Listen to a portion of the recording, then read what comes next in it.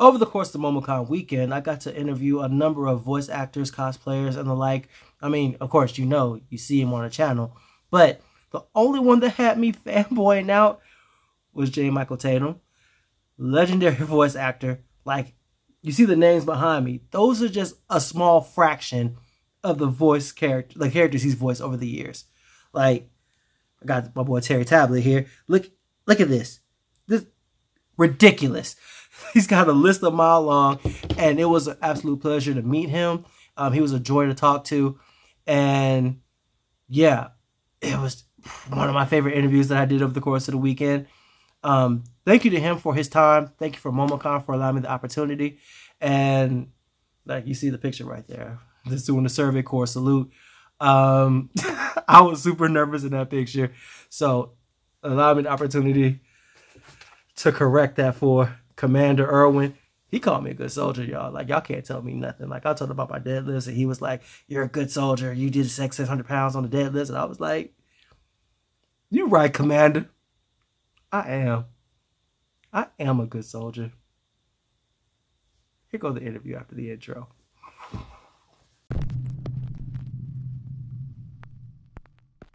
If you have a question, come on up. Go for it. Don't be shy. Hello, Robert from Blurtography, and happy belated birthday, by the way. Oh, thank you, Robert. I appreciate that. You're welcome. I do love Orin High School Folks Club. Can you tell us, like, some of the differences between voice acting back then versus now? There's a few big differences now.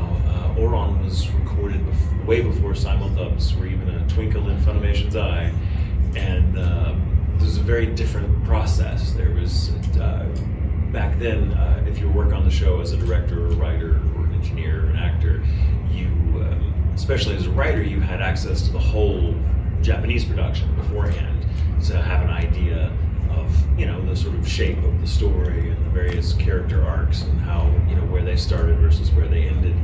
And she had more information to go on, because the show wasn't coming out at the same time as the dub. And and you also, the big change now, I think, and there's several I could cite, the biggest one is the pace at which we work now. Whereas in the old days, we would go by contract to contract. So when a contract for Funimation, usually about 6 episodes for the show. So here's 6 episodes. We're going to record this during this window of a month and a half, 2 months. And if you had 1,000 lines in that 6 episodes, you had 6 weeks to come in to do them over the course of 6 weeks.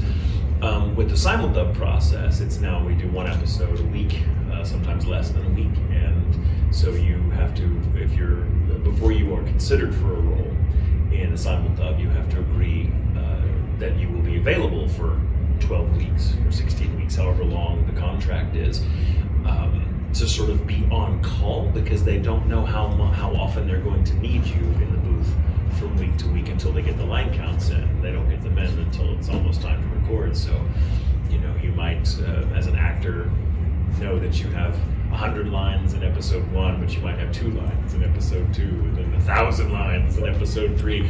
So you just kind of have to clear your schedule and hope that the hours add up in aggregate in a way that makes it really interesting. It's a very breakneck way to work, and sometimes it's burnout is real, but it can also be very creatively inspiring, because we're sort of discovering the character along with everyone else.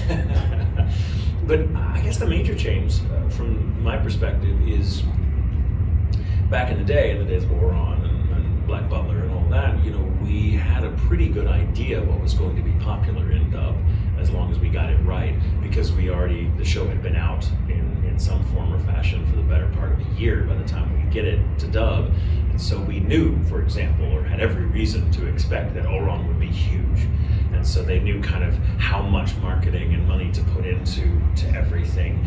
And now it's far more like, well, let's hope. Which is sort of makes it more like traditional filmmaking, where you're just kind of like, well, we think we've got a good thing, we'll see what audiences think about it. That's the big change. That's the big change, is now like kind of not knowing how it's going to do until it's out there. which is sometimes fun, sometimes not so fun. It just sort of depends. Thank you. Thank you. Kind of follow up on that, whether it turns out successful or not, you are in 11 of my top 20. Wow, lucky me.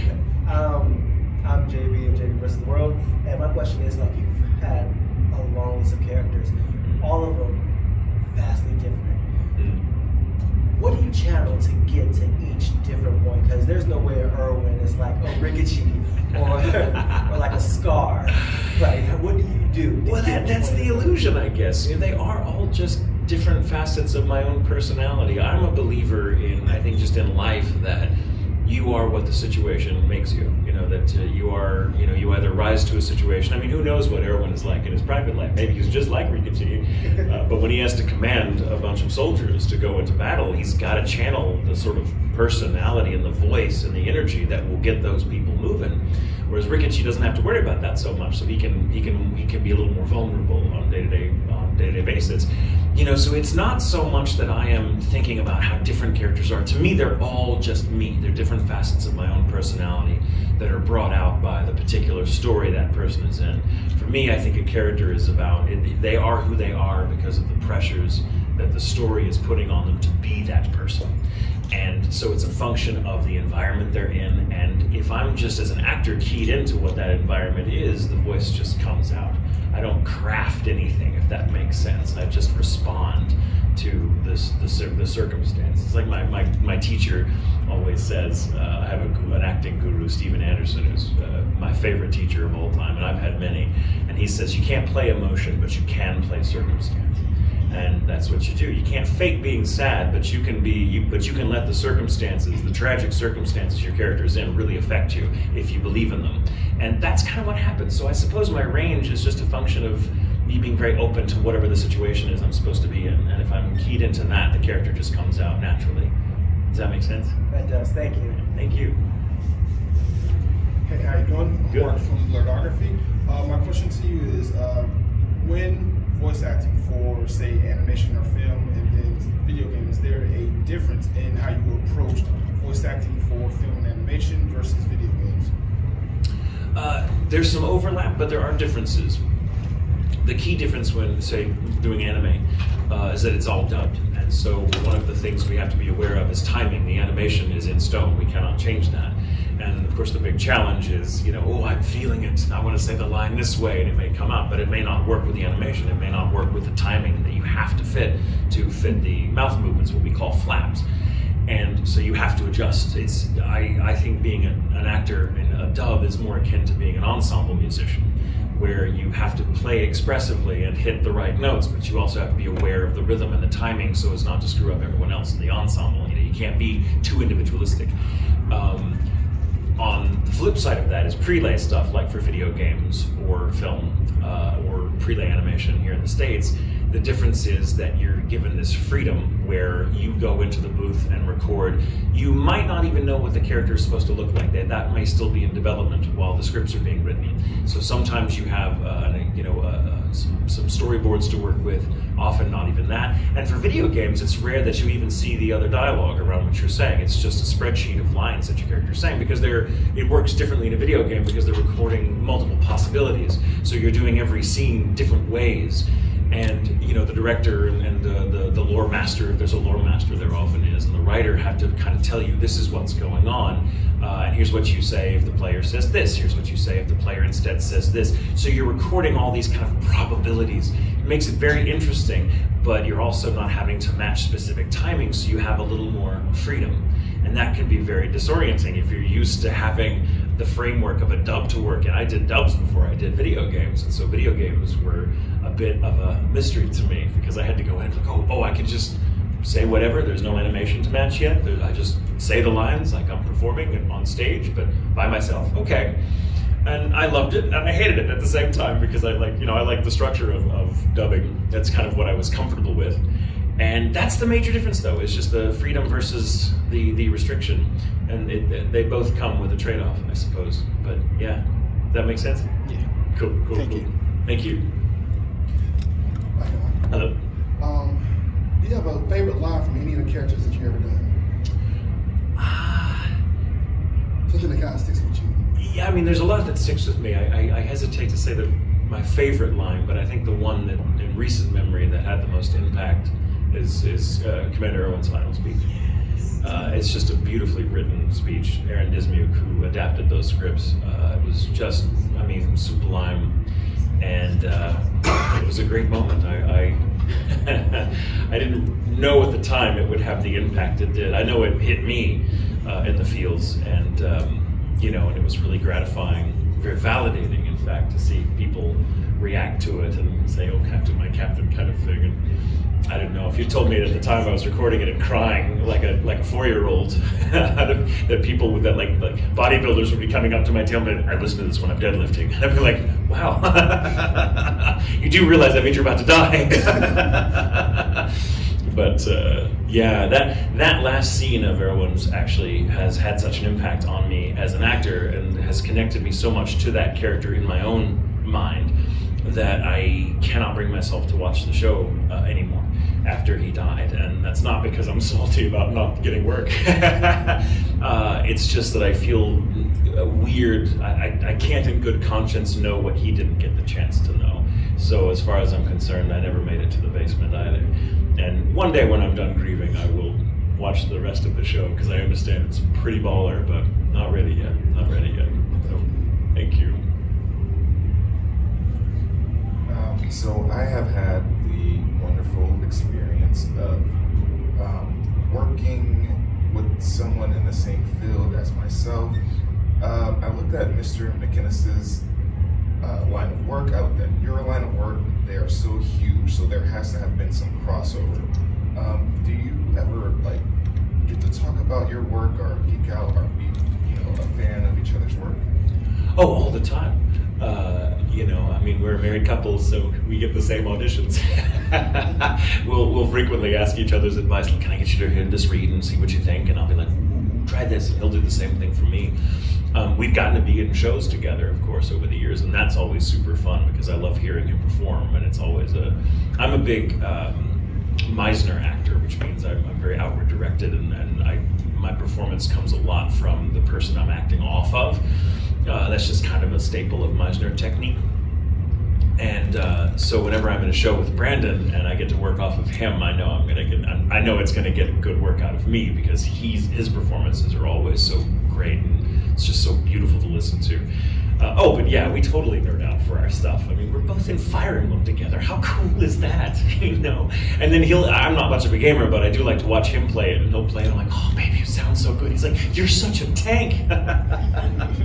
Yeah, it's super fun. It's super fun. And of course, we have friends in the business too that we've known for years that we either know because we worked with them or we've known the con circuit. And a great example that I'm very happy about recently is the wonderful actor and teacher Richard Horowitz, who's been an inspiration for me for years. And I've known him for quite a long time and think he's delightful, but we've never worked together before. Just our paths have never crossed in studio. But we're now both in the new Star Wars game together, and we share many of our scenes together, and that's a highlight of my career. Like, finally, after all these years, I get to work with Richard Horowitz.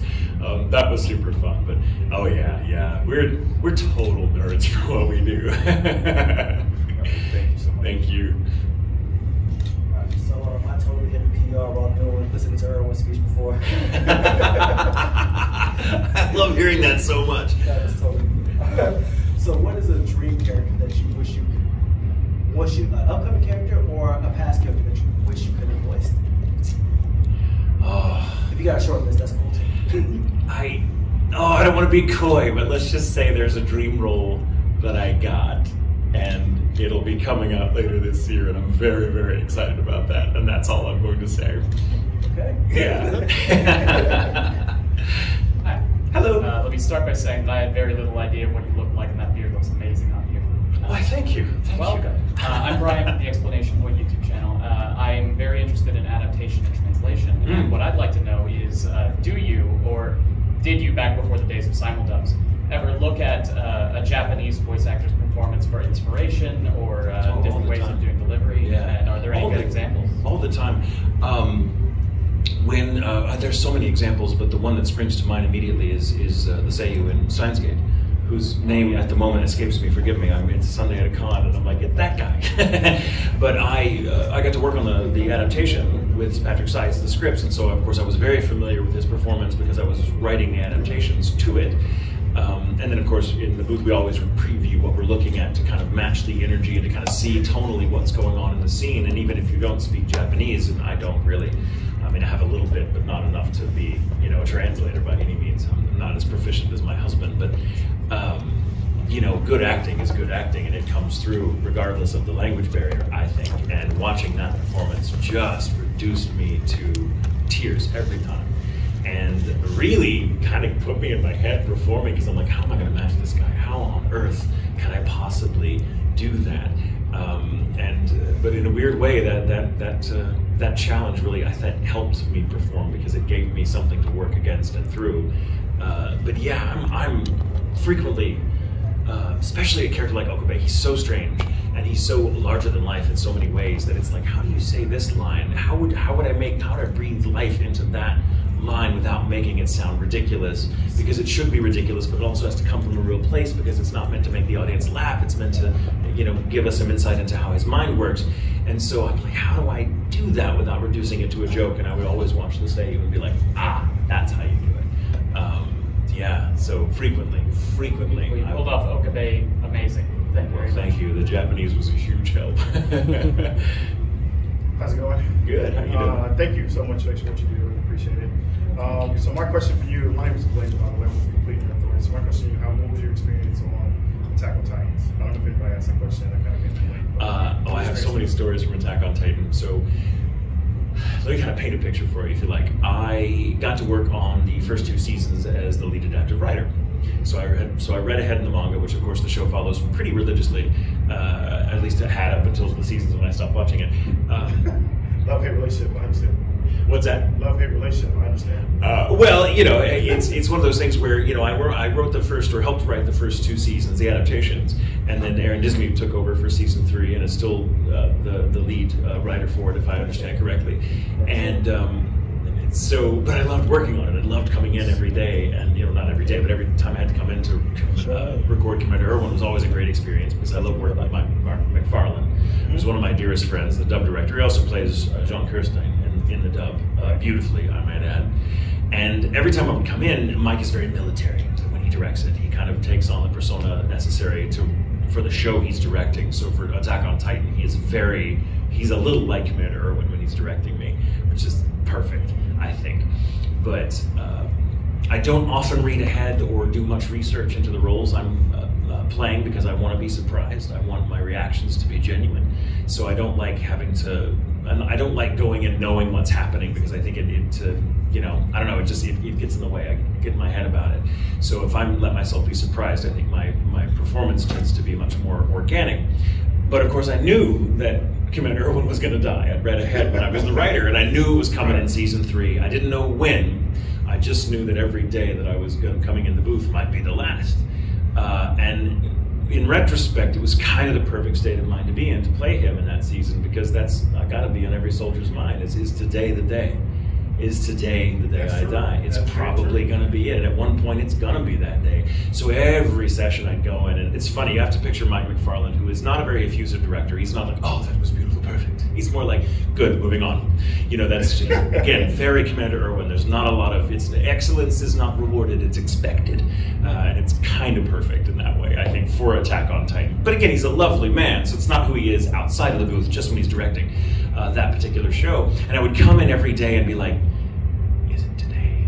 And you're like, get out of your head. No, it's not. Come on, get in the booth. We got work to do. I'm like, oh, okay. And then the day when it was the day, I walked in. I was like, hey, and he's like, how you doing today, man? You doing okay? I was like, oh shit. And you know, we previewed it, and I saw it all happen, and I was like, here we go. That's Captain like Captain, and we did it, and then we both had a nice little cry fest, hugged each other, went out for drinks, and that was it. So yeah, but that was one of my favorite experiences in the show in retrospect, of being like, wow, even Mike. And I hadn't performed that character now for 3 years. I guess it's been about 3 years since he died. And I got called in. Oh my God! Sorry, I got called in by my agent. We're like, hey, yeah, Crunchyroll wants you to come in to do some Attack on Titan. I was like, yep. And I don't want to spoil it for anyone who's watched it, but I can't not spoil it I can't tell the story without spoiling it. So forgive me, pre-warning to anyone that's listening. Hanji is my favorite character from the show. I love Hanji. I loved writing Hanji when I was writing it. I love watching Jessica Cabello's performance as Hanji. I think Hanji is one of my favorite characters in anything I've ever seen. I just love them. And I always thought Hanji would make it.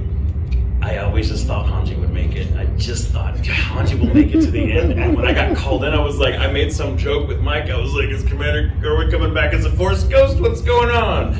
And Mike was in a state, and I was like, shit, what now? And then he showed me that, Hanji was on the other side and having this vision of, Commander Erwin being like, yo. And it was just this beautiful moment, and I just, like, you have to picture, like, Mike is in the Zoom call with his engineer, and I'm in LA with my engineer, we're recording it remotely because I live in LA now. And so that's a big change from when the last time I did Erwin versus now, and I was like coming back for this, and Mike was like, yeah, so this is gonna be pretty rough.